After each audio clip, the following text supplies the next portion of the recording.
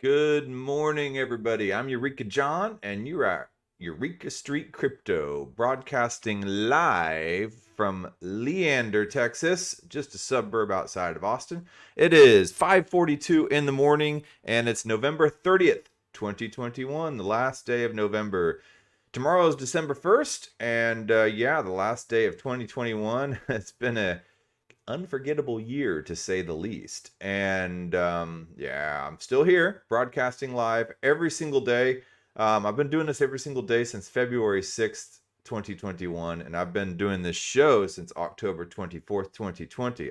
Between October 24th, 2020 and February 6th, I was trying to find a time to do it and, working out the process. And if you watch some of those early episodes, wow.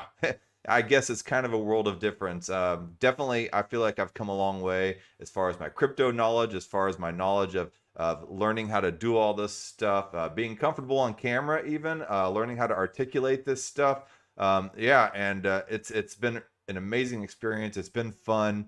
I've met a lot of people along the way. Had some great guests on here. I've done other podcasts as well. Oh man, I wouldn't trade it for the world. So anyway, this is my video blog, aka Morning Brain Dump. And every single morning I talk about things in crypto that I learned the previous day or just over time. And suddenly something might click and I want to talk about it. And through videos, podcasts, articles, books that I read and stuff like that. And this is just my chance to be able to articulate that. So it's all it is, not financial advice, not fundamental analysis, not technical analysis, not any type of analysis. It's just entertainment. That's it. That's it. So take it for what it is. All right. Well, that being said, let's move on to some of the nitty gritty and see what we have here today. Bitcoin's still sitting around 54,308. It looks like it decided to pull up a chair for a little bit. It's all right. Whatever, I can't imagine we'd be sitting there saying that Bitcoin's sitting around. It's the last day of November. A lot of people said it was going to hit 75,000 in November. All the Bitcoin maxis and stuff like that. I think it's unless we suddenly have an explosion in the next few hours of today, I don't think that's going to happen. 75,000, but But either way, whatever. It's not too shabby, man. 54,000 in November. It's I recall a lot of people saying Bitcoin was going to go to zero. So there's constant FUD going on. The more successful it is, the more FUD you're going to see, and FUD meaning fear, uncertainty, and doubt, and it just comes with the territory. And when you decide to jump down that crypto rabbit hole and get into that crypto space, you need to kind of sit down, shut up, soak it in, and go along for the ride for a while before you decide to, figure out where you're going to go. Just learn. There is so much to learn in this space, and so many people are coming at it from different angles and backgrounds and have a bunch of different types of opinions on things. But either way, we are all just kind of searching in the dark. And our headlights only go out so far before we can see the road before us. So let's see here. Ethereum sitting at $4,081, quite a bargain. So Ethereum's been a little bit volatile in the past 24 hours and in the past 7 days. It's gone up to around $4,500, now back down to $4,000. Let's see if it actually got below 4,000. I'm really curious about that. Past 24 hours. Let me just check out this graph here. CoinGecko's taking its sweet time to load up this morning. That's what it's a Tuesday morning. Monday, everybody I'm sure was dragging ass getting out of bed after the Thanksgiving holiday for the Americans. I always have to keep that in mind for the Americans because we are the only country that celebrates Thanksgiving. But in a way, we kind of expect everybody else should celebrate Thanksgiving, not because we necessarily want to celebrate some, a celebration of colonialism and stuff like that over the indigenous peoples, but just a chance to get together and take off of work and be, and take some time to be reflective and be thankful for your family and your friends and what you have in life, and to really just take off of work and just do that and gather with people. That's what I'm thankful for Thanksgiving. And this chart is not loading, but I can see the 24-hour low is $4,302.17. Right now it's at 4,000. So, and then the 24-hour high is 45.33.29. So since CoinGecko is not behaving for me, I will go ahead and yeah. So let's see here. We have Binance Coin 595.71, Tether $1, Solana 189.51, Cardano $1.50, XRP 92 cents, USDC $1, Polkadot 33.71, the Doge 19 cents, Avalanche 107.01. Shiba Inu, some weird number well below zero.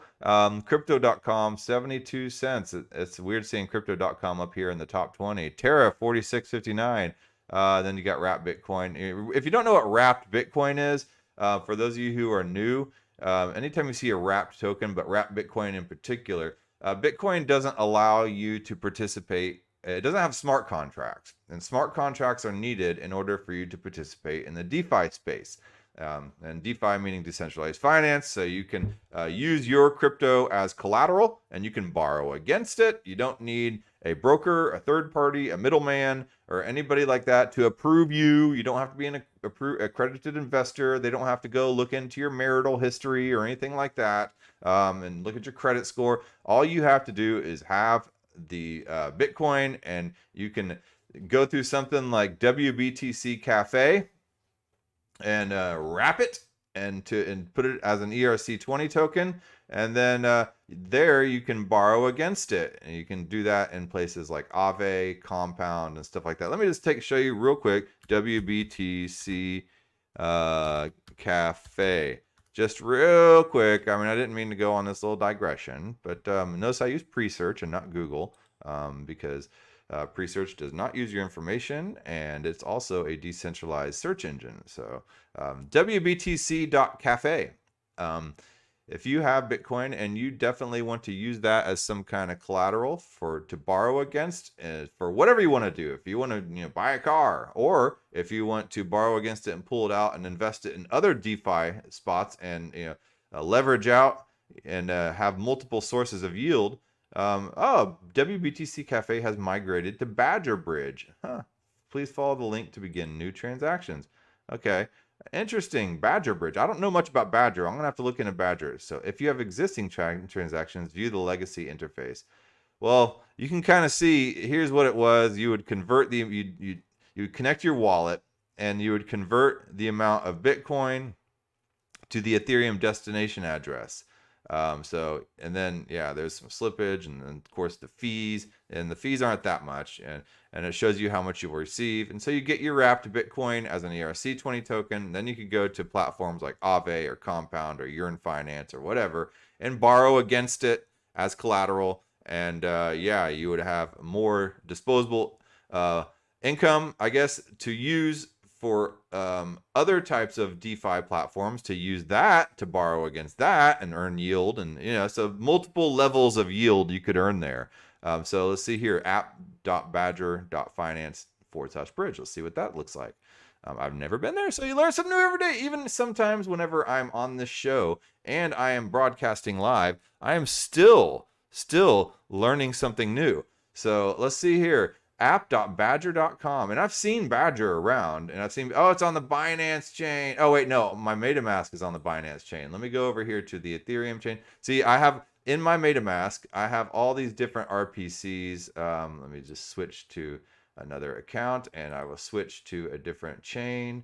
Let's go over here to, instead of Binance Smart Chain, I'm going to go to Ethereum. I will expand my view so I can show you what I mean.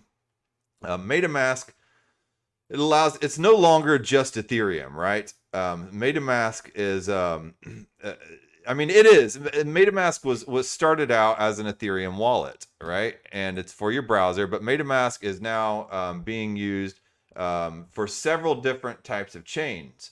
And all you have to do is go into here, and all you have to do is basically do a search of, like, say, Polygon RPC Metamask, and that's it. And you'll find the instructions for how to set up your Metamask. So I can switch over to the Polygon chain. Here I can switch over to the Matic chain. Here's Meter. Here's a Mumbai testnet, Volta, Arbitrum, Optimism. Here's Huobi. Here's XDAI, Binance Smart Chain, Energy Web, here's a bunch of other test networks. And then if I even want to do a local test network or whatever, so, and then here you would go to add network. And then here's where you enter in all the stuff, your network name, your new RPC URL that you'll get from that search. So let's say, for instance, let's go to Polygon Metamask. So I had somebody yesterday asking about NFTs on Metamask and then RPC, but NFTs on Polygon, excuse me. So I just did a search in pre-search, Polygon Metamask RPC. And then here, configure Polygon on Metamask documentation. Obviously, you want to look out for scams. So docs.polygon technology, that's a pretty legit one right there. And then, of course, YouTube's going to have a billion videos of guys like me sitting there going, hey, smash that like button. Yeah, all right, guys. All right, so configure Polygon on Metamask. And so here, and it just gives you the old, spiel. This is Polygon documentation, so it's solid. So right there, you see the exact same thing that I just showed you, except you're not going to use Kovan testnet. Polygon mainnet, new RPC RPC URL, chain ID, and then the currency symbol is optional, and same thing with the block explorer. But it's always good to put that stuff in there. So in case you have a question about a transaction, you can immediately go click on it and it'll automatically take you to the block explorer. And you can see everything that is happening on the blockchain live and direct. Okay. So anyway, I don't know how I got on that tangent. Let's check out this here. All right. So let's go back to the Badger thing here. So let's check this out. Badger. So IBTC curve. So here's, wow. So you can lock it things into Badger. You can get all these variable APRs, some pretty healthy APRs here. It's a hell of a lot better than a bank, that's for sure. So I know zero about Badger. I'm just sitting here, just going in and just taking a look. So the bridge. So RenVM is technology. That's what WBTC Cafe was based on, was RenVM type of technology. And RenVM is a type of trusted execution environment in your computer where it's a kind of a cloaked node. And it's an isolated node, I guess, that allows this type of wrapped Bitcoin action to happen. And it's really difficult to explain. And I've talked about it in a past video right when I had all the documentation up in front of me. I did a wrapped Bitcoin video a little less than a year ago. And I explain all this in detail and what trusted execution environments are, what dark nodes are and stuff like that. And that's the whole premise behind RenVM. And I think Ren is a powerful technology, and I do hold some Ren tokens. It's just kind of one of those that works a little bit under the hood. So anyway, here you would connect, and you would be able to put your Bitcoin in here and see how much RenBTC you get back. And RenBTC is basically the same as wrapped BTC. And then if you really desired, you could, because a lot of these platforms, these DeFi platforms, don't take RenBTC, they take wrapped BTC. So then all you would have to do is just go to an exchange and exchange that RenBTC for wrapped BTC. It should be equal, in value. And then from there, you can go to the DeFi platforms and get what you need done. There's a lot of stuff here that you can do with it. So interesting, man. I'll have to do a little video and dig a little deeper into Badger. You learn something new every day. Okay, so the other day I did a video on Sunday, and it got really good reception as far as being a crypto lawyer and can hacking be lawful, written by Eagle Lex. And I went through this article, and it was a really good article. And it talked about, code is law. Yes, code is law. And, however, is code really law when it comes down to the brass tacks of somebody kind of abusing the fact that code is law? But if, somebody were to find some kind of exploit in there and were to use that code for their own selfish purposes, that violates some kind of societal contract. For instance, this 18-year-old college student found some kind of exploit where he could squash the value of that token and then he went and minted it and bought a ton of it, and then basically drained the value out of a lot of people's tokens in that contract. However, when he was taken to court, he was defended because he was saying, well, I was only doing what the code was allowing me to do. And technically that is true, but he was still violating a social contract. And here's what a lawyer had to say about that. Code is not law. Law is law. And what you did was a clever trade, in quotes. It was market manipulation. It's illegal, and people go to prison for it. And most lawyers in the world would probably agree with this lawyer, Gottlieb. But it is also true that there's an argument that may be used in favor of the perpetrator. This argument invokes one of the main claims of blockchain technology and smart contracts, namely that code is able to eliminate the need for intermediaries by producing predictable outcomes. In addition, the exploitation could be seen as a failure of Index Finance, this platform that it was on, of their smart contracts. So yeah, one could easily argue that the code used to create the smart contract does not represent the entire social agreement surrounding the use of a given protocol. Making individual gains by destroying the wealth of a community should be seen as unacceptable and a violation, and more of this holistic social agreement. So yeah. So while what that kid did was shiesty, it's interesting that he is technically not guilty. I mean, he's guilty, but if you go according to the mantra, code is law, he did not bend or break or alter or do anything to the code. All he did was just kind of dance around it. So anyway, the reason I bring all this stuff up is I found in here this link. So the creation of a space which is not bound by the laws of nation is advocated by Barlow's Declaration of Independence of the Cyberspace. It seems that blockchain technology may not permit this utopian dream to materialize smoothly, as we saw in that illustration about that kid kind of using that code to his advantage. Rather than breaking the code as law, he used it to his advantage, but he broke the societal contract. So many operators in the industry are aware that not all blockchain-based applications comply with existing laws in our current geographical society, especially when it comes to highly regulated financial services, anti-money laundering provisions. Nevertheless, many users of blockchain protocols believe that code and smart contracts are an expression of private autonomy and contractual freedom. This may substitute for traditional contractual agreements. Okay, so let's go take a look at this Declaration of Independence of Cyberspace, of the cyberspace. So a lot of hackers and a lot of people creating smart contracts and a lot of people in the blockchain space want to get away from traditional law. And a lot of people in the metaverse want to get away from the traditional law because they say your geographical nation state laws do not apply to us. So what does law look like in the metaverse or in the blockchain space and DeFi? How can the SEC and was it CTFC sit there and enforce laws in one geographic locale when the platforms that they're using are being used all over the world? So here's a Declaration of Independence of Cyberspace. This was written, I believe, back in 1996. Wow. So I was about 19 or 20 years old. So a Declaration of Independence of Cyberspace. I'm going to read this. Okay, by John Barlow.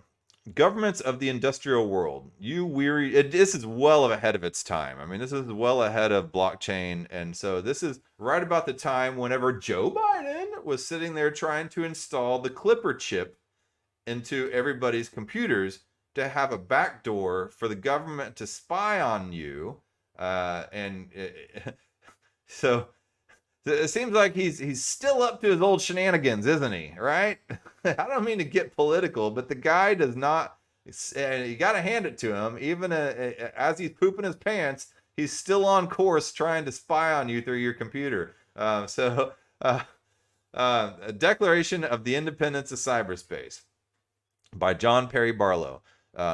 Governments of the industrial world, you weary giants of flesh and steel, I come from cyberspace, a new home of mind. On behalf of the future, I ask you of the past to leave us alone. You are not welcome among us. You have no sovereignty where we gather. We have no elected government, nor are we likely to have one. I address you with no greater authority than that which with liberty itself always speaks. I declare the global social space we are building to be naturally independent of the tyrannies you seek to impose on us. You have no moral right to rule us, nor do you possess any methods of enforcement we have true reason to fear. Governments derive their just powers from the consent of the governed. You have neither solicited nor received ours. We did not invite you. You do not know us, nor do you know our world. Cyberspace does not lie within your borders. Do not think that you can build it as though it were a public construction project. You cannot. It is an act of nature and grows itself through our collective actions. I'm going to highlight that part right there. Okay. You have not engaged in our great and gathering conversation, nor did you create the wealth of our marketplaces. You do not know our culture, our ethics, our unwritten codes that are already provide our society more order than could be obtained by any of your impositions. You claim there are problems among us that you need to solve. You use this claim as an excuse to invade our precincts.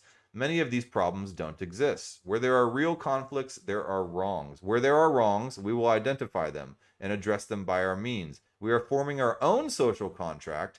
This governance will arise according to the conditions of our world, not yours. Our world is different.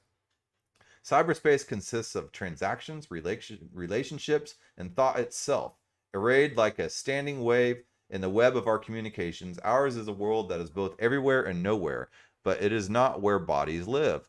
We are creating a world that all may enter without privilege or prejudice accorded by race, economic power, military force, or station of birth. We are creating a world where anyone, anywhere may express his or her beliefs, no matter how singular, without fear of being coerced into silence or conformity. Your legal concepts of property, expression, identity, movement, and context do not apply to us. They are all based on matter, and there's no matter here.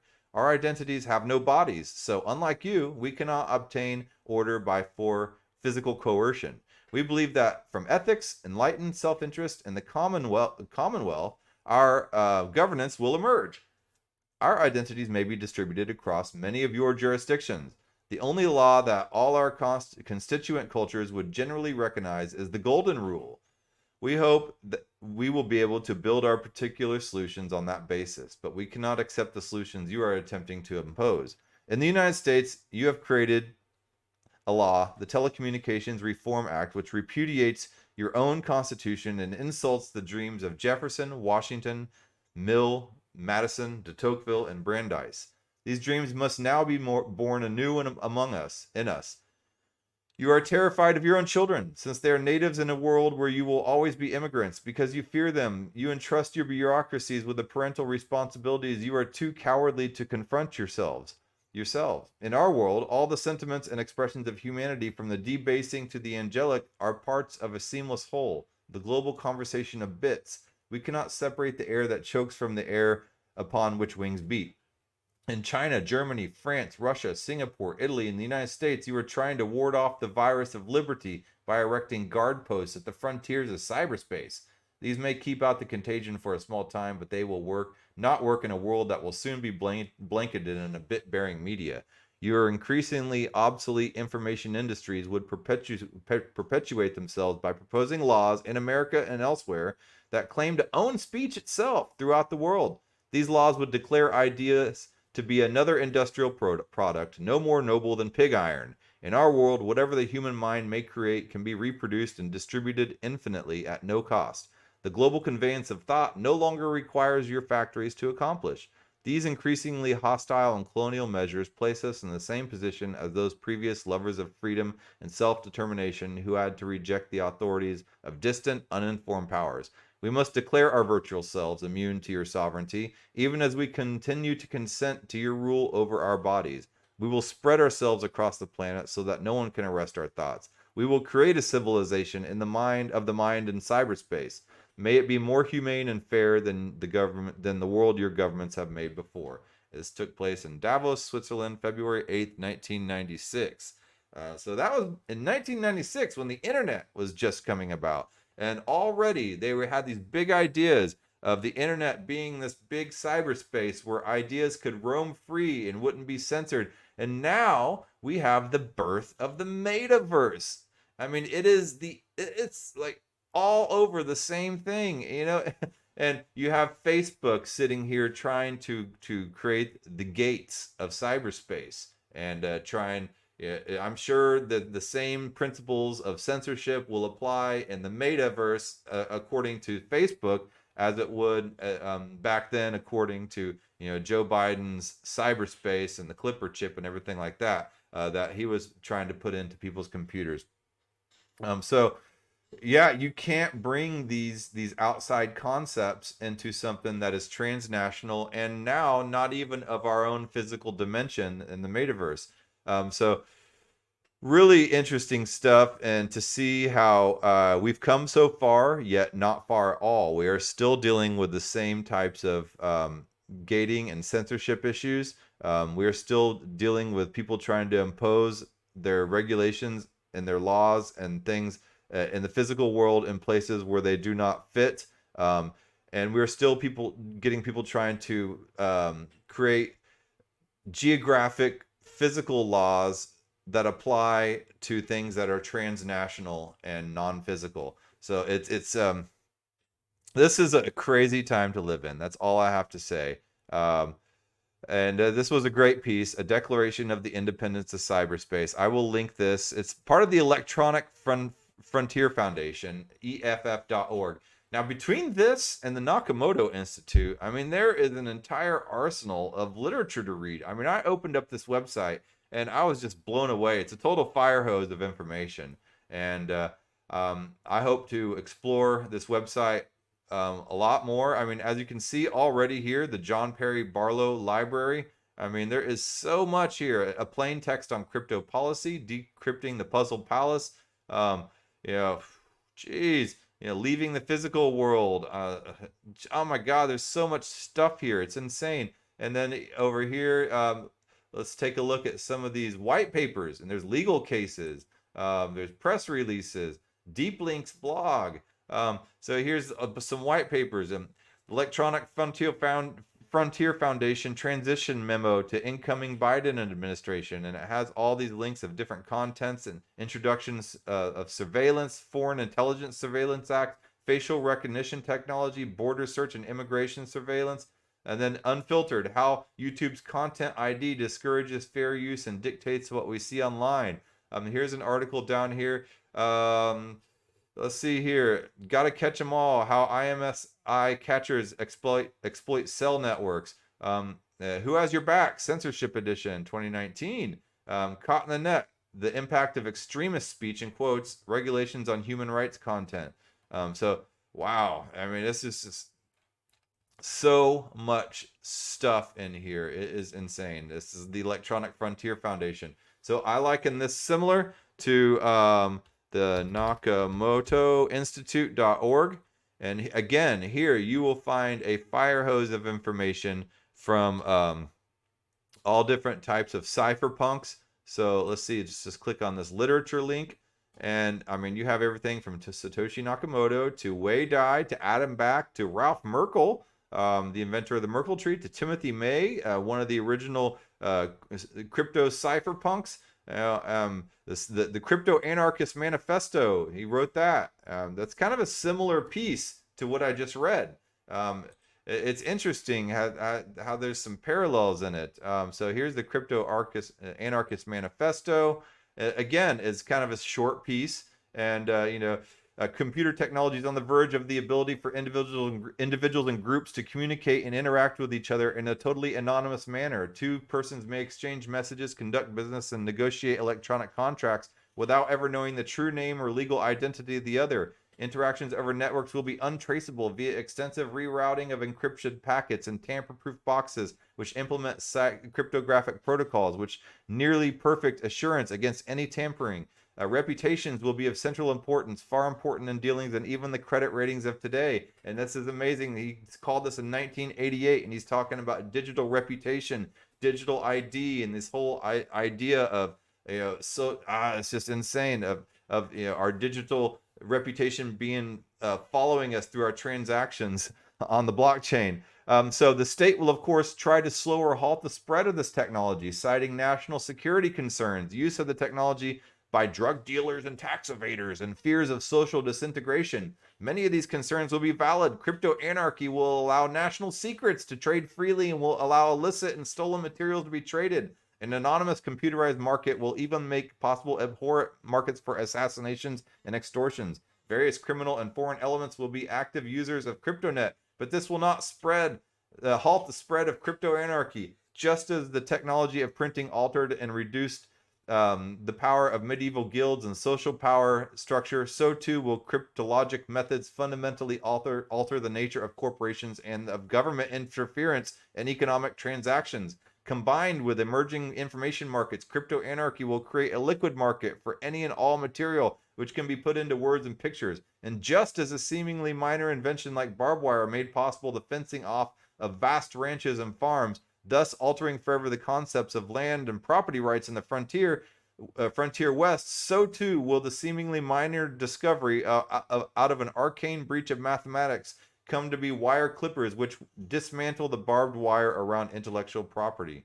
Arise, you have nothing to lose but barbed wire fences. And that's just a little snippet out of the Crypto Anarchist Manifesto by Timothy May in 1988. I mean, between 1988 and the other one that I read by Barlow was written in 1996. I mean, you have this wave of new consciousness coming about, and that was just a precursor to what we're seeing, nowadays with the inception, the birth of the metaverse coming.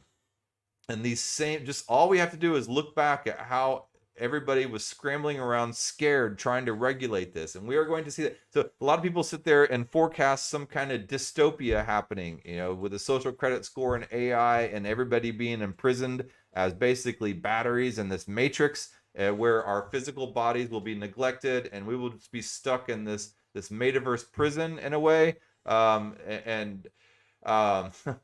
That's not the case, I don't think, because always people try to find, and they do find, ways around the gatekeeping that happens in these types of systems. And people are creative, and they yearn for liberty, and they make it happen. And the powers that be always are on the wrong side of history when they try to crack down on this stuff, because liberty always seeps through and finds a way. Anyway, that was an interesting little rant of an episode this morning. I hope you enjoyed it. I got to get on to work. I'm running a little late this morning, so I'm going to try to get the podcast up first, and I'll take care of the video platforms later. All right, well, that being said, I hope you guys have a great day, and hit me up on Twitter, EurekaJohn, the number 1. And shoot me a DM if you have any suggestions, on YouTube or whatever. Give a like, or, that helps, I guess. I don't really keep track of stats all that much. All right, well, I will talk to you guys tomorrow. Bye.